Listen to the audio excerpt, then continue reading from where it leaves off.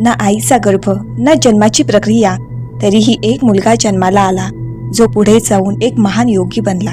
विश्वास बसत नाही ना? चला एक गोष्ट सांगते. एकेकाळी एका छोट्याशा गावात एक गरीब स्त्री अगदी सुखासमाधानाने राहत होती. फक्त एक गोष्ट तिच्या मनात सतत टोचत राहायची.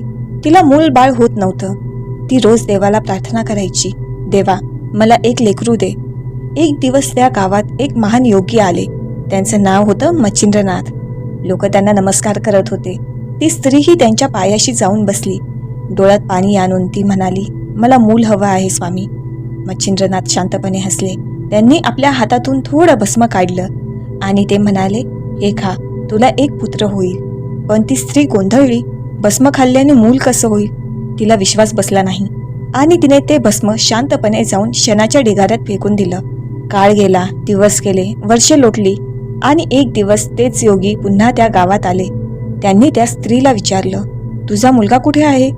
हे ऐकून ती स्त्री लाजली आणि तिने सगळं खरं सांगितलं. हे ऐकून मच्छिंद्रनाथ काहीच बोलले नाहीत. ते थेट शेणाच्या ढिगाऱ्याजवळ गेले आणि अचानक त्यांनी मोठ्याने हाक मारली, गोरक्षा, बाळा बाहेर ये. क्षणभर सगळं शांत झालं. पुढच्या क्षणी त्या ढिगाऱ्यातून एक 12 वर्षांचा तेजस्वी मुलगा बाहेर आला. त्याच्या चेहऱ्यावर विलक्षण तेज होतं. तोच होता गोरक्षनाथ. त्या दिवसापासून गोरक्षनाथांनी योग साधना सुरू केली.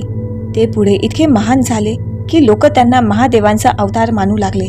या गोष्टीतून आपल्याला एकच शिकवण मिळते, गुरूंचा आशीर्वाद कधीच वाया जात नाही आणि चमत्कार आपल्याला अपेक्षित नसलेल्या ठिकाणीच घडतो.